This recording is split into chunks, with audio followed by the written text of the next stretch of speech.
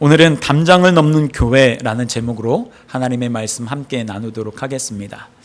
우리 어르신들이 이렇게 자주 말씀하시는 것들 가운데에 시간이 빨라도 너무 빠르다라는 말씀을 많이 하세요. 그러시죠? 우리가 나이 들수록 공감하는 것은 시간이 참 빠르다라는 것입니다. 2019년이 시작한 지 엊그제 같은데 벌써 9월입니다. 어떤 분은 시간이 빠르게 흘러가는 것을 좀 과격하게 표현하셔서 시간이 미친 것 같다 이렇게 말씀하시는 분들도 있어요. 갈수록 정신없이 빠르게 가기 때문입니다. 어렸을 때를 생각하면 시간은 여유 있게 천천히 흐르는 것 같다가도 성인이 되고 30대, 40대, 50대를 거칠수록 그 시간이 점점 더 빠르게 흘러가는 것을 우리는 체험합니다. 그래서 그런 말이 있죠. 30대에는 시간이 시속 30km로 가고 40대에는 40km, 50대는 50km 간다. 나이가 들수록 더 체감하는 속도는 더 빠르다라는 것이죠. 그러면 우리가 그런 질문을 할 수가 있어요. 왜 나이가 들수록 시간은 자꾸 빠르게 흘러가는 것일까?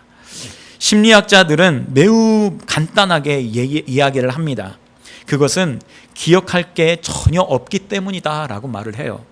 기억 속에 저장되어 있는 내용이 많으면 그 시기가 길게 느껴지고 기억할 게 전혀 없으면 그 시기가 짧게 느껴진다라는 말이 심리학자들의 설명입니다. 이러한 현상을 심리학적 용어로 회상효과라고 이야기를 해요.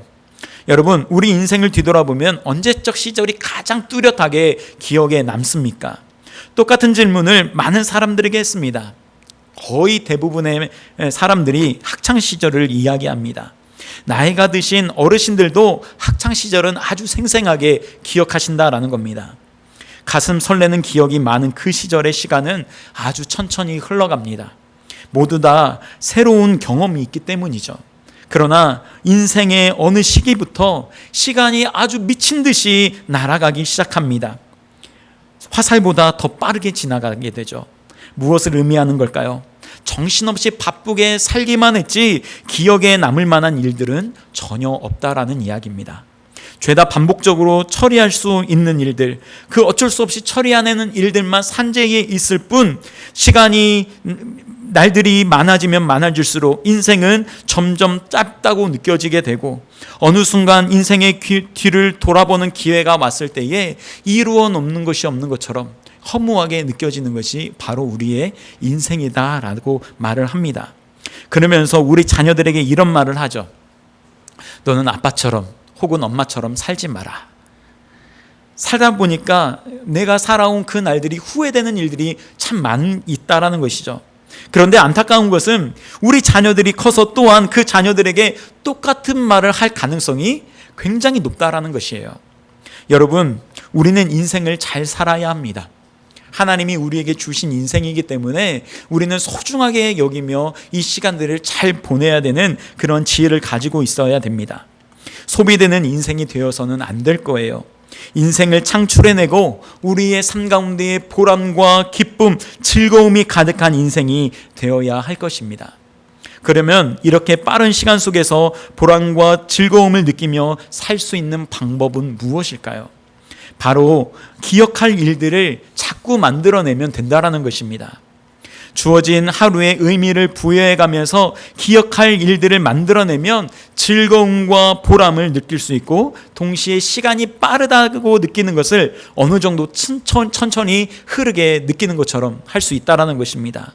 그러면 그리스도인으로서 즐겁고 보람되고 인생에 있어서 정말 기억에 남을 만한 일들이 어떤 것들이 있을까요? 그것은 바로 영혼 구원의 삶입니다. 영혼을 살리는 일만큼 보람되고 기억에 남을 만한 일은 거의 없는 것 같습니다. 복음을 전하고 영혼을 살리는 일이 결코 쉬운 일이 아니지만 한 사람이 내가 전한 복음을 듣고 변화되어 가는 그 과정을 지켜볼 때에 가장 보람되고 또 가장 기쁜 일이 바로 그 일이라는 것이에요. 주님은 하늘로 승천하시면서 우리에게 커다란 사명을 주셨습니다. 마가복음 16장 15절 말씀, 또 이르시되 너희는 온 천하에 다니며 만민에게 복음을 전파하라. 자, 모든 만민에게 복음을 전할 그 사명을 우리에게 주신 것입니다. 이 사명은 특별한 사람들에게만 주어진 것이 아니에요. 예수 그리스도의 십자가의 은혜로 구원받은 모든 자들에게 주시는 특별한 사명인 것입니다. 사도행전은 최초의 교회가 이 사명을 어떻게 감당했는지 잘 보여주고 있습니다. 우리에게 이렇게 보여주고 있다는 것은 무엇을 뜻하는 것일까요? 우리 또한 이 사명을 감당하라는 것이에요. 사도행전 2장의 성령 강림 사건으로 인해서 교회는 아주 폭발적으로 성장하게 되었습니다. 오순절 마가의 다락방에 하늘로부터 급하고 강한 성령의 바람이 각사란 심령 속에 불어 임했습니다. 그곳에 모인 사람들에게 마치 불의 혀가 갈라지는 것처럼 성령이 그들 가운데에 임했어요. 뿐만 아니라 성령의 충만함을 받고 성령의 말하게 하심을 따라 말하다 보니까 각 지방의 언어로 말하고 있다는 것들이 깨달아지게 되었다는 것입니다. 성령 강림의 사건은 초대교회의 시작을 알리는 신호탄과 같았습니다. 그곳에서 성령을 받은 베드로가 오순절을 지키기 위해 예루살렘에 모인 유대인들에게 복음을 전합니다. 하나님 나라의 복음을 선포했어요. 그러자 그 유대인들이 보인 반응이 무엇입니까? 사도행전 2장 37절의 말씀. 그들이 이 말을 듣고 마음에 찔려 베드로와 다른 사도들에게 물어 이르되 형제들아 우리가 어찌할꼬 하거늘. 그곳에 모인 유대인들이 복음을 듣고 이대로 살다가는 진짜 죽겠다라는 생각을 하게 된 거예요. 내가 예수 그리스도를 알지 못하고 이렇게 살다가는 정말 내가 멸망을 당할 수밖에 없는 연약한 죄인이다라는 것을 자각하게 된 것입니다. 그러한 간곡한 심정으로 물어본 것이 형제들아 우리가 어찌할꼬 이 질문이었다라는 거예요. 죄 사함을 받고 구원을 받기 위해서는 어떻게 해야 하는 것입니다. 그때 베드로가 이렇게 대답합니다. 이어지는 38절 말씀. 베드로가 이르되 너희가 회개하여 각각 예수 그리스도의 이름으로 세례를 받고 죄 사함을 받으라. 그리하면 성령의 선물을 받을 것이다. 이렇게 이야기하고 있어요. 예수님을 영접하고 성령을 받으라는 것이었습니다. 그러자 그들은 자기들의 일생일대의 가장 중대한 결심을 하게 됩니다. 그 자리에서 예수님을 영접하는 일들이 벌어지게 된 거예요. 그날에 베드로의 설교를 듣고 주께로 돌아온 사람이 3,000명이나 되었습니다. 이 사건을 시작으로 초대교회 예루살렘 교회는 실로 말할 수 없는 엄청난 부흥의 역사가 시작이 되었어요. 굉장히 짧은 시간 안에 폭발적인 성장이 일어났습니다. 그러자 기존의 정통 종교인 유대교회에서 공격하고 압박하기 시작한 거예요. 이 핍박이 점점 가시화되면서 초대교회의 7집사 중에 한 사람이었던 스데반이 사울에 의해서 죽임을 당하게 됩니다. 스데반의 순교는 예루살렘 교회를 향한 박해의 신호탄이었습니다. 본문 말씀 1절 말씀을 보십시오. 사울은 그가 죽임당함을 마땅히 여기더라. 그날에 예루살렘에 있는 교회에 큰 박해가 있어 사도 외에는 다 유대와 사마리아 모든 땅으로 흩어지니라. 여러분, 흩어지니라 이 단어를 한번 주목해서 보시길 바라요. 예루살렘 교회에 들이닥친 박해는 결코 가벼운 박해가 아니었습니다. 3절에서 또 이렇게 이야기해요. 잔멸할세, 교회를 잔멸한다라고 말을 해요. 이 잔멸할세가 보여주듯이 교회 존립 자체를 위협하는 엄청난 핍박과 박해였습니다. 교회가 부흥의 물결을 타고 엄청난 성장 속에 있었는데 뜻하지 않게 큰 위기가 찾아오게 된 겁니다. 이 위기 속에 사람들이 했던 행동은 유대와 사마리아와 땅끝까지 이르러서 흩어지게 되었다라는 것입니다. 사도행전 8장은 교회 선교 역사에 있어서 굉장히 중요한 그 위치에 있습니다. 예루살렘 교회에 들이닥친 위기와 고난이 복음 전파에 있어서 커다란 구심점이 되었다는 것을 보여주고 있는 거예요. 박해를 피해 도망치는 사람들이 무엇을 했을까요? 4절과 5절의 말씀입니다. 그 흩어진 사람들이 두루 다니며 복음의 말씀을 전할세 빌립이 사마리아 성에 내려가 그리스도를 백성에게 전파하니. 매우 흥미로운 사실은 인간은 흩어짐을 면하려고 하지만 하나님은 어떻게 해서든지 인간들을 흩으신다라는 겁니다. 여러분, 교회가 흩어지는 데는 매우 중요한 의미와 목적이 담겨져 있습니다. 그렇다면 하나님은 왜 교회를 흩으시는 걸까요? 그 첫 번째는 복음은 유대인들만의 복음이 아니기 때문에 그렇습니다. 당시 유대인들이 가지고 있었던 세계관은 유대주의예요. 여러분, 유대주의가 뭐냐면 하나님은 유대인만의 하나님이시고 또 오직 유대인만 택함을 입었고 복음도 오직 유대인의 것이라는 것입니다. 우리는 사도행전을 통해서 그런 부분들을 많이 확인할 수가 있어요. 사도행전 11장 1절 말씀을 보면 이런 말씀이 있습니다. 유대인은 사도들과 형제들이 이방인들도 하나님의 말씀을 받았다 함을 들었더니, 지금 이 말씀이 무엇을 말하고 있냐면 이 말씀이 있기 전에 베드로가 가이사랴에 있는 고넬료의 집에 청함을 받아서 고넬료에게 세례를 주는 그 사건이 있었습니다. 자, 베드로는 하나님의 명령으로 고넬료의 집에 들어가서 유숙하고 그에게 복음을 전파합니다. 그리고 고넬료는 그 자리에서 예수님을 영접하고 세례를 받아 예수님의 제자가 되었어요. 그랬더니 그 소식이 예루살렘에 있는 성도들에게 들려지게 된 겁니다. 그리고 그들이 보인 반응이 무엇일까요? 11장 2절에 베드로가 예루살렘에 올라갔을 때에 할례자들이 비난하여, 여러분, 이 사실을 이방인에게 세례를 주었다는 이 사실을 가지고 베드로를 비난했다라고 말을 합니다. 여러분, 무엇을 의미하고 있는 걸까요? 당시까지만 해도 유대인들의 세계관이 유대주의에 사로잡혔다는 것을 보여주고 있는 것입니다. 그리고 예루살렘에서 흩어진 유대인들이 안디옥까지 가면서 그때까지만 해도 유대인들은 유대인들에게만 복음을 전했어요. 아직 복음이 유대인을 뛰어넘지 못하고 있다는 것을 보여주고 있습니다. 그래서 고넬료 사건은 복음이 유대주의를 뛰어넘는 매우 중요한 사건임을 보여주고 있어요. 복음은 유대인만의 전유물이 아니라 이방인에게도 필요한 하나님의 사랑이라는 사실을 고넬료 사건을 통해서 증명이 되고 있는 것입니다. 이에 더불어 안디옥까지 피해 도망가는 유대인들이 특이한 체험을 하게 됩니다. 이때 당시에 사방으로 퍼져가는 유대인들이 유대인들에게만 복음을 전했다라고 말씀을 드렸어요. 그런데 일부 유대인들이 유대인에게만 아니라 헬라인에게도 복음을 전했습니다. 그들에게는 어떠한 소망이 있고 또 그들의 영혼을 사랑하는 마음을 가지고 전했지만 기대하는 바가 없었어요. 여전히 유대주의에 사로잡혀 있었기 때문에 이들이 복음을 듣는다고 해서 하나님이 이들을 구원해 주실까 하는 그러한 의심도 있었을 수도 있습니다. 그런데 놀라운 일이 벌어진 거예요. 헬라인들이 유대인들이 전한 그 복음을 듣고 예수님을 영접하기 시작한 겁니다. 한두 사람이 아니라 수많은 사람들이 주께로 돌아왔다라고 성경은 이야기하고 있어요. 이 사람들이 기반이 되어 어떤 교회가 세워지느냐? 안디옥 교회가 세워지게 됩니다. 여러분, 기독교는 특정한 계층이나 부류, 어떠한 특정한 민족에만 국한되는 그러한 종교가 아닙니다. 어떤 한 민족만의 종교, 어떤 지역의 종교가 아니라는 거예요. 모든 믿는 자에게 구원을 주시는 하나님의 능력, 만민의 복음인 것입니다. 전 세계 종교 분포도를 보면 세계에 편만하게 퍼져 있는 종교는 기독교밖에 없다라는 것을 우리는 볼 수가 있어요. 복음이 들어갈 수 없는 곳에 복음이 들어가 있다라는 겁니다. 이슬람교를 한번 보면요, 이슬람교는 90% 이상이 중동 지역과 동남아시아 그리고 북아프리카 일대에 퍼져 있습니다. 그리고 힌두교의 90% 이상은 인도와 그 접경 지역에만 몰려 있어요. 불교는 88% 이상이 동남아시아 쪽에 집중되어 있습니다. 그러나 기독교만이 모든 민족에 편만하게 퍼져 있습니다.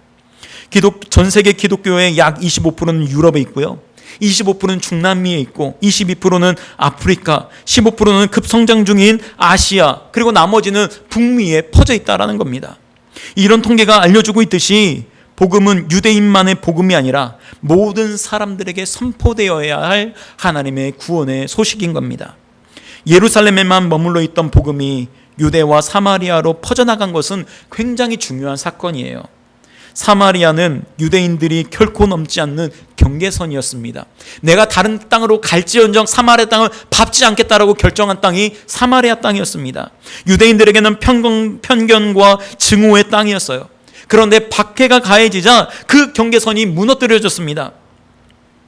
그리고 저주라고 생각을 했고 개들의 땅이라고 생각했던 사마리아 땅을 유대인들이 밟기 시작했다는 거예요. 5절 말씀을 함께 볼까요? 빌립이 사마리아 성에 내려가 그리스도를 백성에게 전파하니, 여러분, 복음의 편견이 깨진 것입니다. 복음이 사람들의 생각을 바꾼 거예요. 여러분, 오늘 말씀에서 묘사하는 것처럼 흩어진 사람들이 복음의 씨앗을 뿌리는 모습을 한번 생각해 보십시오. 마치 여기저기 씨앗이 뿌려지는 모습이 그려지게 됩니다. 농부가 씨앗을 뿌리는 모습이 생생하게 그려지게 되죠. 엄청난 부흥과 역사를 일으켰던 예루살렘 교회가 핍박이라는 외부적 힘에 의해서 사람들을 흩으심으로 그 사람들이 가지고 있는 복음을 어디를 향해 달려가고 있느냐? 땅끝을 향해 전진하게 하셨다라는 겁니다. 여러분, 우리가 이해하기는 힘든 일들이지만 믿는 사람들에게 가해진 핍박이 그들에게는 고난이고 어려움이었습니다. 그런데 그 복음이 유대인에게서 땅끝으로 전진하게 하는 복음 진보의 시작이었다라는 거예요. 사랑하는 여러분, 우리 안에 가끔 일어나는 일들이 어렵고 그 일로 인해서 원망스러운 일들을 우리가 경험할 때가 있습니다. 제가 경험해 보니까요, 어려울 때, 낙심될 때, 환난이 우리 가운데에 찾아올 때 그때 하나님께 질문하면 안 되겠더라고요. 하나님, 왜 나에게 이런 어려움과 고난과 환난이 찾아오는 겁니까? 그때 하나님께 질문해도 하나님이 답하시지 않더라고요. 그때 질문한다고 해서 답을 얻는 것이 아니더라는 것입니다. 고난이 오고 어려움이 오는 시기에는 묵묵하게 버티는 시간인 거예요. 그 시간이 우리에게 필요하다라는 거예요. 그 시기는 하나님의 도움을 구하고 버텨야 하는 시기라는 거예요. 그 고난에 대한 답은 시간이 흐른 다음에 그 고난의 시기를 다 지나고 난 뒤에 우리가 뒤돌아보게 되면 그 일을 되짚는 가운데에 왜 그때 나에게 그런 일들이 다가왔는지에 대한 답을 얻게 된다는 것입니다. 그 가운데에 믿음으로 버텼던 사람들에게 놀라운 하나님의 일하심과 역사하심을 보여주십니다. 예루살렘 성도들은 처음에 자신들에게 일어났던 핍박과 박해를 이해하지 못했을 거예요. 하나님, 주의 이름으로 모인 우리에게 왜 이와 같은 환난과 어려움이 찾아오는 것입니까? 하나님을 원망했던 사람이 있었을지도 모르겠습니다. 그러나 그들은 믿음으로 그 환난의 시기를 버텼습니다. 여전히 하나님을 신뢰했어요. 그리고 그들이 가지고 있는 복음의 씨앗을 세상 모든 곳에 다니며 뿌리기 시작했습니다. 시간이 흘렀을 때에 그들은 그 고난에 대한 답을 찾았을 것이라고 저는 확신합니다. 사랑하는 여러분, 복음은 우리의 것만이 아닙니다.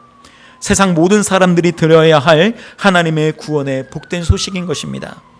여러분을 통해 복음이 이웃집에 전해지고 더 나아가 땅끝까지 복음이 전파되기를 간절히 축복합니다. 하나님께서 교회를 흩으시는 중요한 이유 두 번째는 교회가 담을 넘어 세상으로 나아가게 하기 위함입니다. 핍박이 가해지기 전까지 예루살렘 교회는 모이는데 열심을 내었어요. 초대교회 공동체가 어떠한 모습으로 존재했을까요? 우리가 생각하는 가장 이상적인 모습으로 초대교회는 존재했었습니다.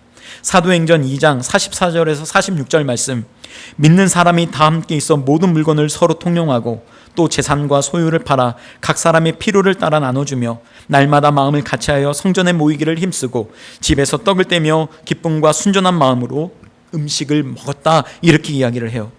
성령 강림으로 시작된 이 예루살렘 교회는 우리가 생각하는 정말 이상적인 교회였습니다. 인간들의 욕심과 사심들이 사라지고 그 안에는 섬김과 사랑이 있고 또 기쁨의 교제가 넘쳤던 교회가 예루살렘 교회였어요. 그리고 날로 믿는 사람들이 교회에 더해가는 은혜로운 교회였었습니다. 그런데 문제가 없을 것 같은 이 예루살렘 교회가 문제가 일어나기 시작해요. 그 안에 갈등이 일어나기 시작합니다. 어떤 문제일까요? 사도행전 6장 1절 말씀, 그때에 제자가 더 많아졌는데 헬라파 유대인들이 자기의 과부들이 매일의 구제에 빠짐으로 히브리파 사람을 원망하니, 당시 예루살렘 교회는 두 종류의 유대인들이 모여서 함께 공동체를 이루었습니다. 헬라파 유대인과 히브리파 유대인이 함께 모였던 거예요. 여러분, 히브리파 유대인이라는 것은 무엇이냐면 나면서부터 이스라엘 지역에서 나서 끝까지 이스라엘 지역을 벗어나지 않았던 그 유대인들을 히브리파 유대인이라고 합니다. 헬라파 유대인들은 반면에 그 지역을 벗어나서 헬라권에서 살다가 모인 사람들을 헬라파 유대인이라고 한 거예요. 즉 헬라파 유대인들은 우리와 같은 이민자들의 삶이었었습니다. 그런데 그 안에 문제가 생겼어요. 매일 구제하는 것에 헬라파 유대인 과부들이 그 구제에서 빠지게 되는 일들이 벌어지게 된 겁니다. 당시 예루살렘 교회 안에 권력은 히브리파 사람들이 잡고 있던 것으로 보여져요. 팔이 안으로 굽는다고 하죠. 구제를 하면서 같은 히브리파 사람들을 위주로 구제를 하다 보니까 헬라파 유대인들의 그 과부들이 그 구제에서 빠지게 된 것입니다. 사람들이 많이 모이다 보니까 그 안에 이권 다툼이 생기게 되었습니다. 히브리파 사람들이 이권을 가지면서 헬라파 사람들과 갈등이 생겼고 그로 인해 갈등이 일어났다라는 겁니다. 사람들이 모이면 여러분 권력이 생기게 되어 있습니다. 사람들이 모이면 그 안에 세력들이 형성되어지게 되어 있어요. 그런데 그 권력과 세력은 교회를 가르는 매우 중요한 역할들을 감당하게 된다는 겁니다. 긍정적인 반응이 아니라 부정적으로 그 일들이 일어나게 되는 거예요. 이렇게 문제가 생기기 시작할 때쯤에 예루살렘 교회의 7 집사 중에 한 사람이었던 스데반이 사울에 의해서 죽임을 당하는 일이 벌어지게 돼요. 그리고 그 일로 인해 예루살렘 교회에 엄청난 핍박이 가해지기 시작하면서 교회는 뿔뿔이 흩어지게 되었습니다. 그런데 이때부터 더 강력한 하나님의 역사가 나타난다라는 거예요. 초대교회 성도들이 시선을 밖으로 돌리면서 교회가 담을 넘어 세상으로 침투하면서 복음은 무서운 속도로 세상을 향해 전진하고 있었습니다. 예루살렘에만 머물렀던 복음이 교회의 담을 넘어 세상으로 흘러들어갔을 때에 세상은 복음을 통해 변화되기 시작했다는 거예요. 이제까지 교회는 모이는 일을 중요하게 여겼습니다. 현대교회는 여전히 모이는 일을 중요하게 생각합니다. 성도가 가장 많이 모이게 할 수 있는 방법이 뭘까요? 바로 예배라는 것이죠. 다른 교회와 차별된 예배를 드리는 겁니다. 예배 사역은 교회 사역의 거의 대부분을 차지할 정도로 매우 중요한 사역이에요. 교회 사역에서 가장 중요한 것이 예배이기 때문에 가장 멋진 예배를 드릴 수 있도록 많은 투자와 노력을 쏟아 부었습니다. 더 많은 사람들이 모여서 더 은혜스럽고 멋진 예배를 드릴 수 있도록 참 많은 노력과 비용이 투자되었어요. 그 결과 어떻습니까? 예배의 짜임새가 좋아졌어요. 찬양이나 설교의 수준이 높아졌습니다. 그로 인해 교인들도 많이 늘어났어요. 그런데 기이한 일들이 일어납니다. 교회 안에 문제들이 더 많이 생기게 되는 거예요. 하나님께 예배드리는 사람들이 많아지면 사회가 변화되고 가정들이 변화되고 각 사람들이 변화되어져야 합니다. 그리고 신실하게 하나님의 사명을 더 잘 감당해야 됩니다. 그런데 교회가 성장하는 속도에 비례해서 교회의 문제점들이 속속 드러나는 거예요. 지금 교회 안에 일어나는 문제점들을 일일이 말하면 입이 아플 정도로 많습니다. 여러분, 왜 이런 현상들이 일어나게 되는 걸까요? 우리가 모이는 목적에 문제가 있기 때문에 그렇습니다. 우리가 모이는 데에는 분명한 목적이 있어요.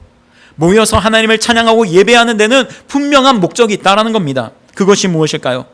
복음을 들고 교회의 담을 넘어 세상으로 침투하는 제자로서의 삶을 살기 위해 우리가 모여야 한다는 거예요. 세상 가운데서 주님의 이름으로 세상을 섬기고 변화시킬 제자로서 살기 위해 우리가 주일 이 예배를 드려야 한다는 것입니다. 많은 교회들이 성도들을 모으는데 성공했지만 제자를 삼아 세상 가운데로 보내는 그 일에 실패하고 있습니다. 우리가 모이는 것을 잘하는 것만큼 흩어지는 것도 잘해야 돼요. 건강한 교회가 어떤 거냐? 모이는 것도 잘하고 흩어지는 것도 잘하는 교회가 건강한 교회입니다. 모이는 것은 흩어지기 위해서 모이는 겁니다. 우리는 모일 때 우리의 영적인 부분들을 강화시키는 거예요. 우리가 모여서 예배할 때에 성령님을 초청하면서 우리가 성령의 충만함을 받고 은혜를 충만하게 받아서 영적으로 무장한 다음에 세상으로 나가기 위해 우리가 예배를 드린다는 것입니다. 윌리엄 딜이라는 사람이 쓴 월요일을 기다리는 사람들이라는 책이 있습니다. 제목이 참 독특해요. 월요일을 기다리는 사람들. 여러분, 일주일 가운데에서 가장 스트레스가 많은 날이 언제입니까? 월요일이죠. 전부 다 이구동성으로 월요일이라고 말을 합니다. 자, 그래서 월요일이 너무나도 부담스럽고 힘이 들기 때문에 사람들은 월요병을 앓고 있어요. 자, 많은 사람들이 월요병에 시달리는데 월요일을 기다리는 사람들이 있다는 것이 참 독특합니다. 여러분, 목사님들이 월요일을 기다리는 게 아니에요. 목사님들이 월요일날 쉰다고 월요일을 기다리는 사람들이 목사님이라는 것이 아닙니다. 이 책에서 무엇을 말하고 있냐면 성도들이 복음을 가지고 세상을 살아야 하는 그 삶의 현장에서 가져야 할 사명의 자세에 대해서 이야기하고 있다는 거예요. 즉 성도가 세상에서 거룩한 제사장으로서의 분명한 자기 정체성을 가지고 살아야 한다라고 주장하는 겁니다. 그런데 많은 그리스도인들이 이 정체성을 잃어버리고 있다, 이렇게 이야기를 해요. 세상에서 복음의 빛을 전하고 사명을 다하지 못하고 있다라는 겁니다. 윌리엄 딜은 이런 현상을 보고 이렇게 이야기해요. 교회 건물을 벗어난 제사장 역할이 시급하다.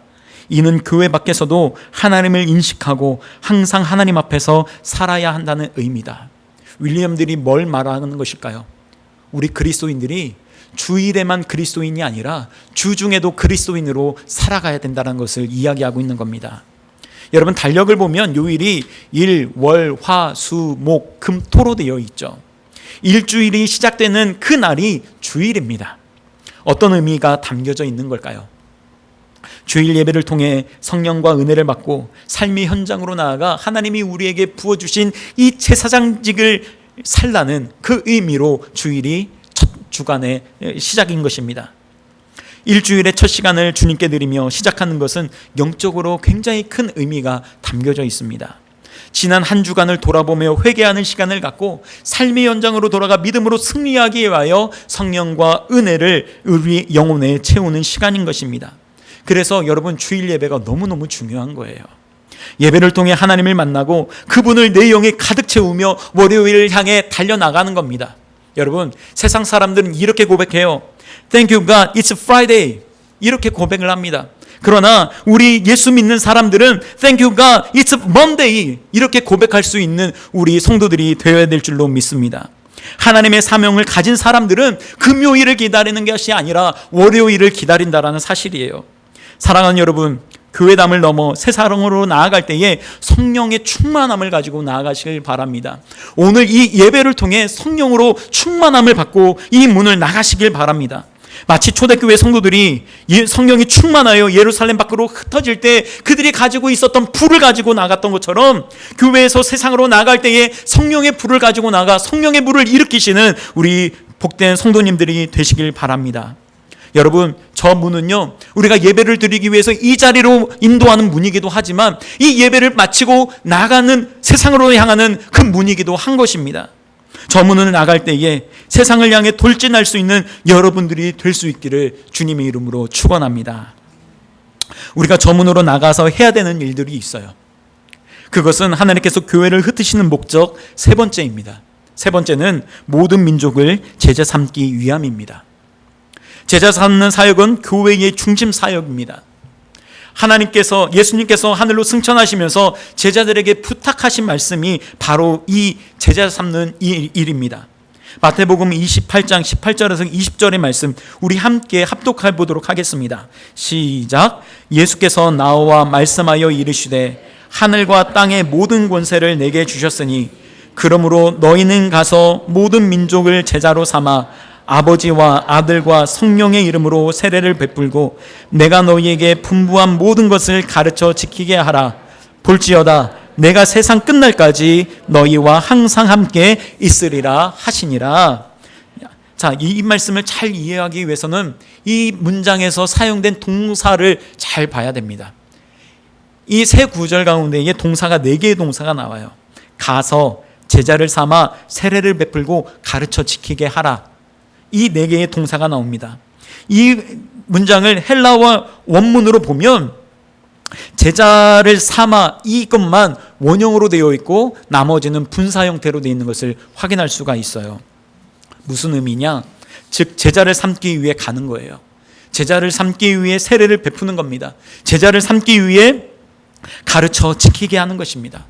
예수님께서도 이 땅에서 공생의 사역을 하실 때에도 무엇보다도 제자 삼는 일에 집중하셨던 것을 우리는 봅니다. 예수님의 능력과 권세라면 한꺼번에 수많은 사람들을 모아놓고 내가 예수다, 나를 믿는 사람들은 모두 다 구원을 받을 것이다, 힘과 권세와 능력을 나타내시면서 많은 사람들을 이끄실 것이라고 생각할 수도 있습니다. 그러나 주님은 그렇게 하지 않으셨다라는 거예요.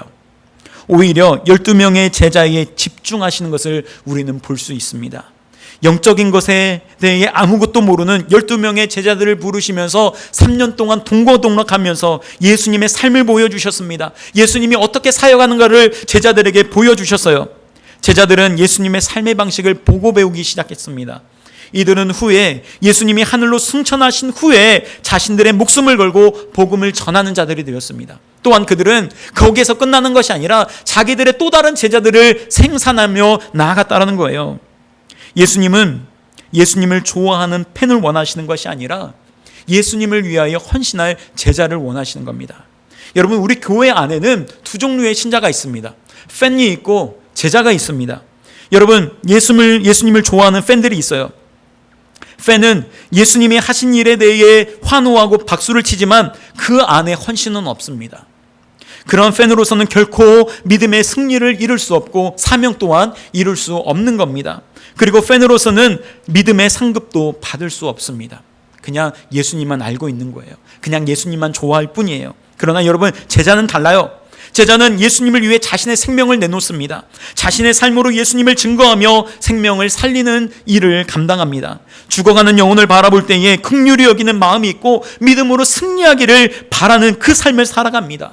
또한 영적인 가치에 대해 대가를 지불하며 자기 십자가를 지고 주님을 따르는 자들이 제자들인 겁니다. 이러한 자들에게는 뭐라고 약속합니까? 하늘의 상급이 있다라고 약속하고 있어요. 오늘 본문은 빌립 집사에 대한 이야기를 이야기하고 있습니다. 빌립 집사는 예루살렘을 벗어나 사마리아 땅에 갔어요. 아무도 밟지 않으려는 그 땅에 간 겁니다.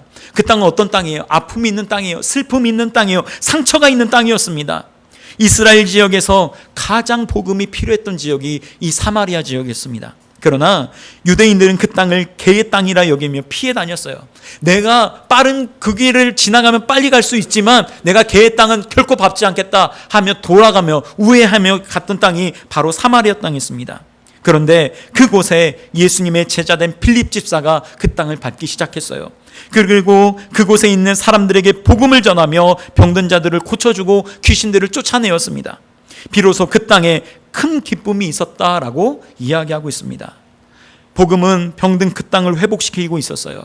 사람들에게 버림을 받고 아픔을 가지고 있었던 그 땅이 복음으로 인해 기쁨의 땅이 되었다라고 성경은 이야기하고 있습니다. 그곳에 있는 사람들은 복음을 듣고 예수님을 영접했으며 제자로 살아가기로 결정한 사람들이 많아졌다라는 거예요. 여러분, 뿐만 아니라 빌립은 에디오피아 내시를 만납니다. 그에게 풀리지 않았던 성경의 신비를 풀어 알려줘요. 그곳에서 에디오피아 내시는 빌립에게 세례를 받고 제자가 되어 고국으로 돌아갑니다. 복음이 전해지는 곳마다 제자들이 세워졌고 제자들은 다시 이 복음에 헌신되어 복음을 전하는 사역자가 되었습니다. 사랑하는 여러분, 성경은 수많은 제자들이 세워지는 장면을 우리에게 이야기하고 있어요. 무슨 뜻일까요? 성경의 인물들이 예수님의 지상명령에 순종하고 있다는 것을 우리에게 보여주고 있다는 겁니다. 모든 민족으로 제자를 삼아 그 명령에 성경의 인물들이 순종하고 있음을 보여주고 있는 거예요. 여러분, 우리가 저문으로 나갈 때의 목적을 가지고 나가야 됩니다. 예수님의 지상명령에 순종하기 위해 저문을 향해 나가는 거예요. 진정 우리가 예수님의 십자가를 통해 구원받은 하나님의 백성이라면 우리 가정을 제자 삼아야 합니다. 우리 사랑하는 아이들을 제자 삼아야 돼요. 또한 우리 직장과 사업장을 제자 삼기 위해 저문을 향해 나가야 되는 것입니다. 또한 우리가 품고 있는 기도하는 우리의 VIP들, 그 불신자들을 제자 삼기 위해 저문을 향해 나가는 것입니다. 여러분, 저문을 향해 나아갈 때에 진실로 하나님의 그 복음을 통해 이 세상을 변화시킬 수 있는 우리 성도님들이 될 수 있기를 주님의 이름으로 축원합니다. 여러분, 복음의 불모지라 여겨지는 북한에도 믿음의 제자들이 있다는 것을 아십니까? 어린이들이 보는 믿음의 동화 중에 까만 책이라는 것이 있습니다. 제목이 까만 책이에요. 이 책은 북한에서 일어났던 일들을 실제로 동화로 이렇게 만들어서 아이들에게 읽히는 것이었습니다. 아이들이 읽는 동화책이지만 결코 동화로만 볼 수 없는 책이에요. 그 가운데 다루는 이야기가 결코 가벼운 내용이 아닙니다. 북한에서 한때 인민학교 학생들에게 특별한 숙제가 주어졌습니다. 집에 있는 까만 책을 찾아오라는 숙제였었어요. 숙제를 하는 아이들에게는 김일성 주석이 내려주는 지금까지 한 번도 본 적이 없는 아주 예쁜 빨간색 학습장을 준다라고 이렇게 공고를 했습니다. 그래서 많은 아이들이 빨간 학습장을 받고 싶어서 그 숙제를 하려고 집으로 돌아갔어요. 자, 이 이야기에서의 주인공이 용수라는 사람인데, 이 용수라는 이 아이가 집에 돌아가서 숙제를 하기 위해서 집안 구석구석 다 찾습니다. 부모님이 그 신주짜치처럼 그렇게 모셔놓는 그러한 바구니도 다 뒤져보는데 까만 책이 없는 거예요. 까만 책을 바꿔서 선물을 받고 싶은데 까만 책을 찾을 수가 없었습니다. 어머니 아버지에게 물어봐도 어머니 아버지는 까만 책이 우리 집에 있지 않다라고 말하는 것이었습니다. 실망한 용수는 실망한 채로 잠자리에 들었어요. 용수의 어머니 아버지는 아들 용수가 잠이 든 것을 확인하고 마루 밑에 숨겨두었던 까만 책을 가지고 와서 이불을 뒤집어 쓰고 그 불을 밝혀 그 책을 읽었습니다. 그 책을 읽는데 이 부부가 눈물을 흘리며 읽어가는 것입니다. 그리고 이 책을 읽고 나서는 눈물로 기도하는 거예요. 그 까만 책은 다름 아닌 성경책이었습니다. 이 부부가 누구도 알지 못하게, 심지어 자기 아들도 알지 못하게 비밀스럽게 이 책을 숨기며 아버도 몰래 이 책을 읽어왔습니다. 잠에서 깬 용수는 부모님이 성경책을 마루 밑에 숨기는 것을 우연치 않게 보게 되었어요. 어머니와 아버지가 집을 비웠을 때 용수는 마루 밑으로 들어가 그 까만 책을 발견하게 되었습니다. 얼마나 기뻤을까요? 숙제를 하는 것이었고 이제 자기는 빨간색 학습장을 받게 될 수 있는 그 자격을 가진 학생이 된 겁니다. 용수는 벅찬 마음을 가지고 그 까만 책을 가지고 학교로 가서 선생님에게 줬어요. 그리고 약속대로 빨간색 학습장을 받게 되었습니다. 그런데 그날 밤 용수의 어머니와 아버지는 집으로 돌아오지 못했습니다. 아무리 기다려도 어머니와 아버지는 돌아오지 않는 거예요. 하루가 지나가도 이틀이 지나도 돌아오지 않는 것이었습니다. 용수의 어머니 아버지는 성경을 소지했다는 이유로 북한 공산당에 체포되어 사형당하게 되었어요. 용수는 자신이 숙제를 한 것에 대해서 굉장한 후회를 했습니다. 자신이 숙제만 하지 않았어도 어머니 아버지가 죽는 일은 없을 것이라 여겼기 때문에 그렇죠. 후에 이 용수가 나이가 들어 북한의 시체를 알기 시작했을 때에 그는 탈북하기로 결심을 합니다. 아주 추운 겨울밤 강이 얼어붙은 강을 목숨을 걸고 넘어 중국으로 탈북하는데 성공하게 돼요. 탈북에 성공한 용수는 이리저리 피해 다니다가 배고픔과 추위에 지쳐 쓰러질 때쯤 중국 국경에서 사역하고 있는 한 선교사님을 만나게 됩니다. 그 선교사님은 용수를 도와주었고 자신이 운영하는 쉼터에 데리고 가서 음식과 잠자리를 제공해 주었어요. 중국 북경에는 탈북자들을 도와주는 쉼터들이 많이 있습니다. 그 쉼터들은 한국 선교사님들이 세운 곳이었는데 용수는 그곳에서 머물면서 선교사님과 함께 성경 공부를 하려는데 깜짝 놀라는 거예요. 선교사님이 그 까만 책을 준 것이죠. 그 까만 책은 어떤 책이었습니까? 어머니 아버지가 보고 싶을 때마다 떠올리던 그 책이었었어요. 아픔의 책이었었습니다. 그러면서 그 책을 받아 들고 엉엉 울기 시작합니다. 부모님이 믿었던 예수님, 자신도 믿겠다라고 결심하며 선교사님이 전해준 그 성경책 붙들고 믿음의 생활을 시작하게 되었습니다. 그리고 그는 예수님을 영접하고 남은 평생을 평생 예수님의 제자로 살기로 결심합니다. 사랑하는 여러분, 이 땅에서 가장 어둠의 땅이라고 생각하는 그 북한에도 예수님의 제자는 존재합니다. 어떻게 존재할 수 있을까요? 그들에게 전했던 사람들이 있었기 때문에 그 땅에도 예수님의 제자가 존재하는 겁니다. 그들은 비록 빛 가운데에서 신앙생활을 하지 못하지만 예수님이 자신들의 삶의 유일한 소망이라는 것을 붙들고 그 소망의 끈을 이어나가며 믿음 생활을 하고 있습니다. 그들의 헌신과 순종이 있었기에 그 핍박의 땅에서도 복음의 소망이 일어나는 것입니다. 사랑하는 여러분, 주님이 우리를 제자로 부르셨어요. 그리고 교회의 담을 넘어 세상으로 나아가게 하셨습니다. 주님이 우리를 보내신 목적은 분명해요. 바로 영혼 구원하여 제자 삼는 것입니다. 또한 예수님의 복음으로 세상을 밝히는 것입니다. 우리 모두에게는 그와 같은 사명이 있어요. 복음의 빚진 자, 또한 예수님의 충성된 제자로서 교회의 담을 넘어 세상으로 나아가시는 우리 복된 성도님들이 될 수 있기를 주님의 이름으로 축원합니다.